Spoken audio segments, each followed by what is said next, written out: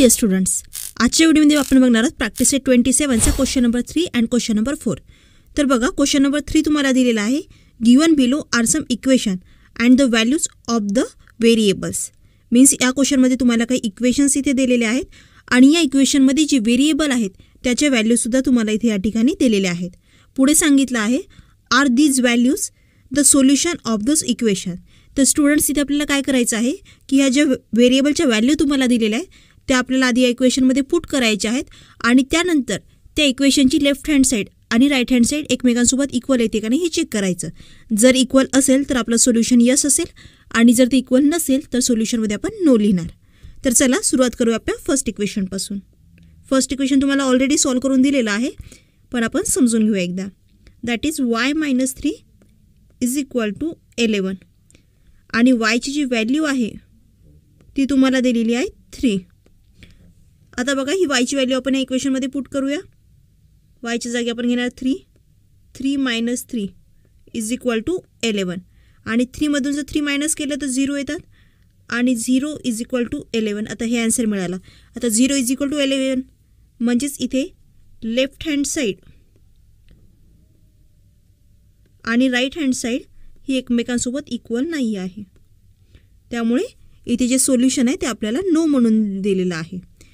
त्यानंतर second equation that is 17 is equal to n + 7 आणि बघा nची जी व्हॅल्यू आहे ती तुम्हाला दिलेली आहे 10. सो 17 आधी ॲज इट इज घेणार. आता nच्या जागी आपण लिहिणार 10 + 7 ॲज इट इज.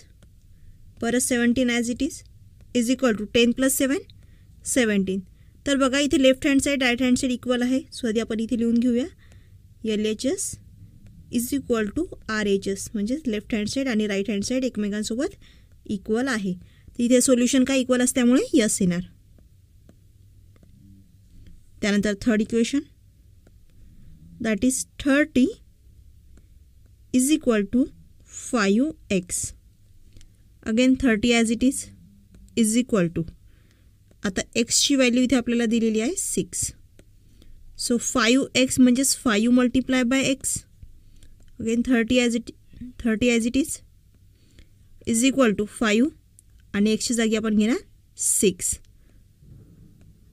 अगेन बघा, 5 × 6 = 30 म्हणजे इथे सुद्धा left hand side right hand side एकमेकांसोबत इक्वल आहे. LHS is equal to RHS म्हणून इथे सुद्धा एक जे सोल्युशन आहे ते आपलं यस येणार. त्यानंतर last equation that is m/2 is equal to 14 आणि mची व्हॅल्यू आहे 7.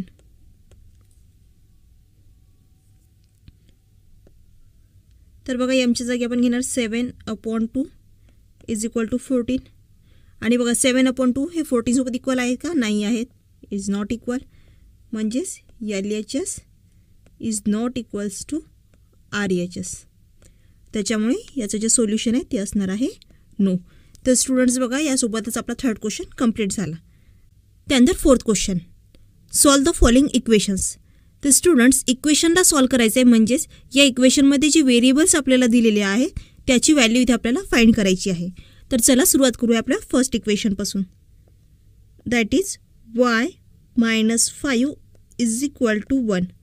आता बघा, या ठिकाणी yची व्हॅल्यू आपल्याला फाइंड करायची आहे म्हणजेच हे -5 जे आहे ते आपल्याला इथून काढून टाकावे लागतील. मग आता -5 जर काढून टाकायचे असेल तर 5ला या इक्वेशनच्या लेफ्ट हँड साईड आणि राईट हँड साईडमध्ये आपल्याला ॲड करावं लागेल. सो त्यासाठी इथे आपण आधी लिहून घेऊया ॲडिंग 5 टू बोथ साईड्स.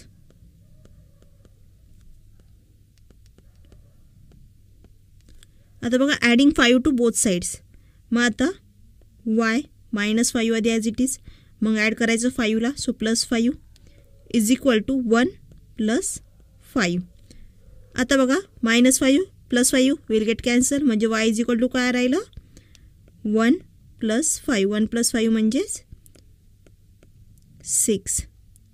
तर स्टुडंट्स, या इक्वेशनचा आन्सर आपल्याला मिळालेला आहे. व्हेरिएबलची व्हॅल्यू आपण फाइंड केली that is y is equal to 6 आणि त्यासाठी आपण काय केलं ॲडिंग 5 टू बोथ साईड्स. त्यानंतर second equation that is 8 is equal to T plus 5. आता बघा इथे सुद्धा +5 काढून टाकायचे. मग आता इथे आपण काय करणार, मायनस करणार 5ला दोन्ही साईडमधून, बिकॉज व्हेरिएबलच्या बाजूला प्लसचं साईन आहे, त्यामुळे इथे आपण काय करणार, मायनस करणार ही सेम संख्या, दॅट इज 5.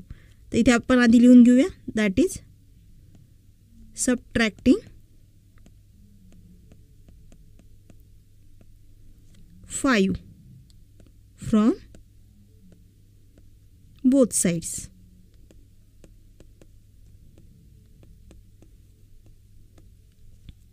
सो 8 5ला सबस्ट्रॅक्ट करायचं, that's y -5 is equal to T +5 -5.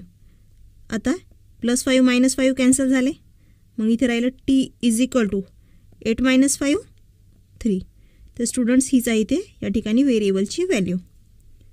त्यानंतर थर्ड इक्वेशन. तर थर्ड इक्वेशन आहे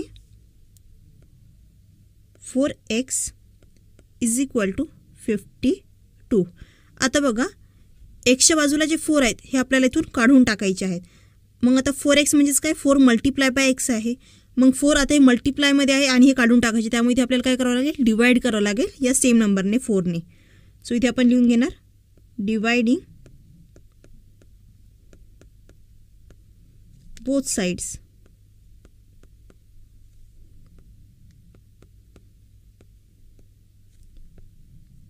बाय 4. आता 4 आधी as it is multiply by X divided by 4 is equal to 52 divided by 4. आता बघा हे 4 मल्टिप्लाय आणि डिवाइडमध्ये आहेत, सो हे कॅन्सल झाले. त्यानंतर एक्स इज इक्वल टू आता 52 अपॉन 4. आता 4 1 जा 4 आणि इथे ना 13, बिकॉज 13 4 जा 52, म्हणजेच एक्सची जी आपली फायनल व्हॅल्यू असणार आहे ती असणार आहे 13. हे झालं थर्ड इक्वेशन.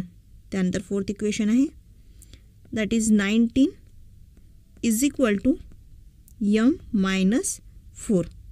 तर इथे सुद्धा बघा -4ला काढायचं आहे, म्हणजेच ॲड करावं लागेल 4ला दोन्ही साईडमध्ये. सो इथे आपण लिहिणार ॲडिंग 4 टू बोथ साइड्स.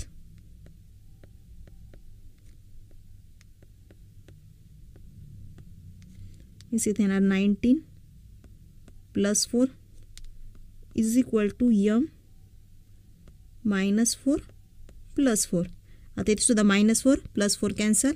मग आता 19 + 4 is equal to 23 is equal to m as it is, म्हणजे ही झाली mची व्हॅल्यू.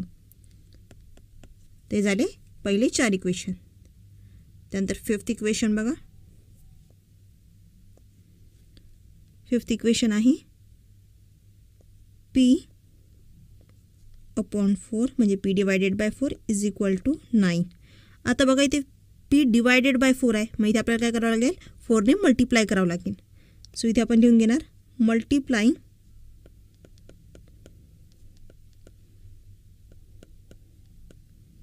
Both side. कशाने मल्टिप्लाय करणार, 4ने, both sides by 4. So p आधी ॲज इट इज अपॉन 4 परत मल्टिप्लाय बाय 4 आणि इकडे येणार 9 मल्टिप्लाय बाय 4. आता हे 4 कॅन्सल, म्हणजे p इज इक्वल टू 9 4 जा 36. तर हीच असेल आपली इथे फायनल व्हॅल्यू व्हेरिएबलची. त्यानंतर sixth equation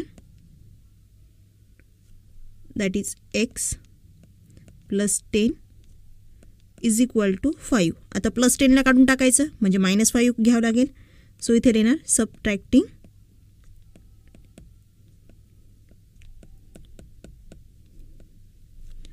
10 from both side.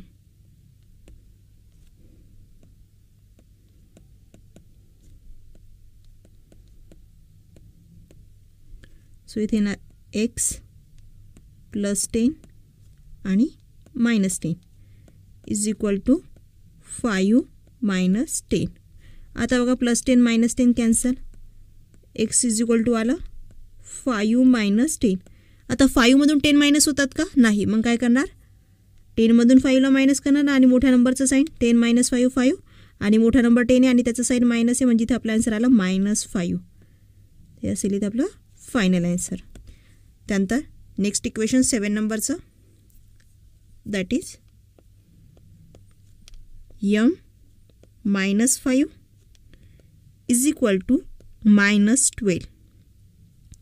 तर बघा इथे -5 आपल्याला काढून टाकायचे. मग इथे काय करणार आपल्याला ॲड करावं लागेल 5ला बोथ साईडमध्ये. सो इथे आपण लिहून घेऊ adding 5 to both sides.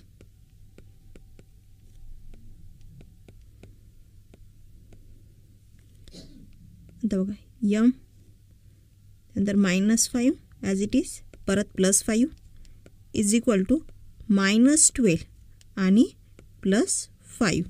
So -5 +5 cancel. मग m इज इक्वल टू काय राहणार -12 +5. परत m is equal two plus minus होणार. मग 12मधून जर आपण 5ला मायनस केलं तर आन्सर येतं 7 आणि मोठ्या नंबरचं साईन दॅट इज मायनस. बघा -1 होता, एक नंबर प्लस होता म्हणून नंबरची झाली सबस्ट्रॅक्शन आणि साईन मोठ्या नंबरचं. म्हणून इथे mची जी व्हॅल्यू आहे ती असणार आहे -7. त्यानंतर इथे आपलं लास्ट इक्वेशन आहे that is p + 4 is equal to -1. आता इथे सुद्धा +4 काढून टाकायचे म्हणून सबस्ट्रॅक्ट करावं लागेल 4ला. सो इथे लिहूया सबट्रॅक्टिंग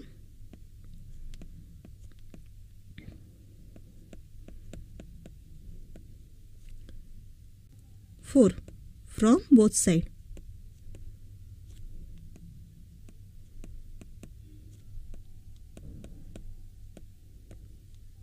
सो इथे येणार p + 4 -4 is equal to -1 -4. So again बघा p as it is +4 -4 cancel is equal to minus नंबरची होणार ॲडिशन म्हणजे -1 -4 मायनस प्लस होणार. सो 4 + 1 5 आणि मोठ्या नंबरचं साईन मोठा नंबर आहे 4 आणि त्याचं जे साईन आहे ते आहे मायनस, त्यामुळे इथे येणार -5.